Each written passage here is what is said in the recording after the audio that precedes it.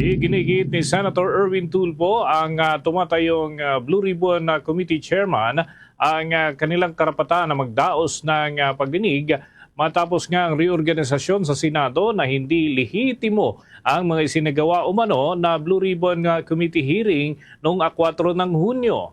Sa kanyang opening statement ay sinabi ng senador na walang otorisasyon ang naging pagdinig mula sa kinikilalang chairman ng naturang komite o mula sa opisina ng Acting Senate President.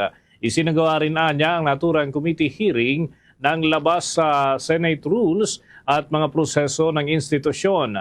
Muling pinabulaanan pa ng mambabatas ang aligasyon sa kanya na tinawag niya na 18 maleta boys na nakatanggap daw siya ng kickback mula sa manumalyang flood control projects. Ayon sa senador, walang naipresentang anumang dokumento ang mga ito o anumang konkretong patunay kundi puro salita lamang. Kaugnay nito ay binigyang diin ni Senator Tulfo na tungkulin ng Senate Blue Ribbon Panel na tiyakin ng bawat aligasyon ay nakabatay sa ebidensya at mapagkakatiwala ang mga testimonya. Narito ang naging bahagi ng pahayag ni Senator Erwin Tulfo. It was not a legitimate Blue Ribbon committee hearing. It was irregular, a house show, you may want to call it, a make-believe investigation masquerading as an official Senate proceeding. Sa isinagawang ilihitimong pagdinig, muling naungkat ang mga testimonya ng 18 maleta boys. Kaugnay sa di umaray milyon-milyong kickback mula sa flood control projects na dineliver daw nila sa ilang mga opisyal, kabilang na po sa inyong lingkod at maging sa isang pari. Ito po ay walang basihan, walang katotohanan.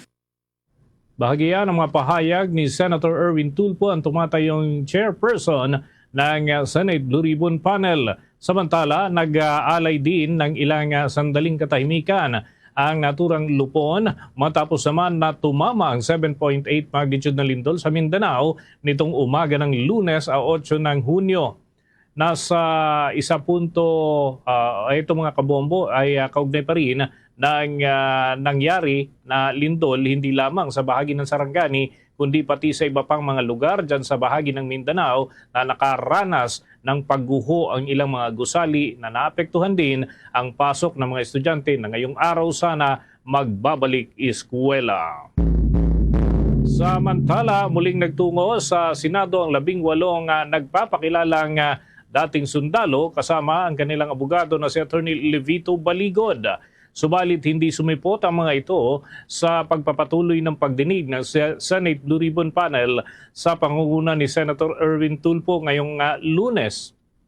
Sa halip mga kabombo, nagtungo ang mga ito doon sa tanggapan ni Senator Robin Hood Robin Padilla. Nilinaw ni Attorney Levito Baligod na nagtungo sila sa Senado ngayong araw para linawin ang imbitasyon na kanilang natanggap. Ibinaliwanag din ng abogado kay Senator Alan Peter Cayetano na naka-address ang kanyang ipinadalang sulat base na rin sa pahayag ni Senator Erwin Tulfo na si Cayetano pa rin ang nananatiling Senate President. Narito ang naging bahagi ng pahayag ni Attorney Levito Baligod. Kung maklarify ang mga imbitasyon na natanggap namin. Pagkatapos po kasi ng Blue Ribbon Senate Blue Ribbon Committee hearing noong June 4, bandang alas 2:30 po ng hapon, nakatanggap po ako bandang alas 8 ng gabi ng isang imbitasyon na pinapatawag ulit kami sa Senado sa araw na ito, Lunes. Nagka-problema po ako dahil pagkatapos ng June 4 hearing ay nagsiuwian sa kanilang mga probinsya yung ibang mga sundalo at sinamahan din nila yung si Walter Manalansan para sa lamay ng kanyang kapatid na namatay noong umaga ng June 4 din, 2026. Kaya minarapat ko po na sumulat kay Senator Cayetano noong araw din na yon, noong gabing yon, no?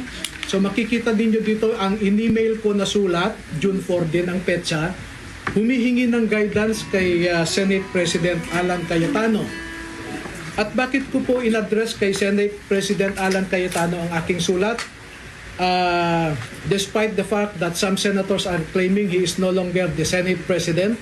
I have here a video just 2 days ago na sinasabi ni Senator Erwin Tulfo na ang Senate President pa rin ay si Alan Cayetano.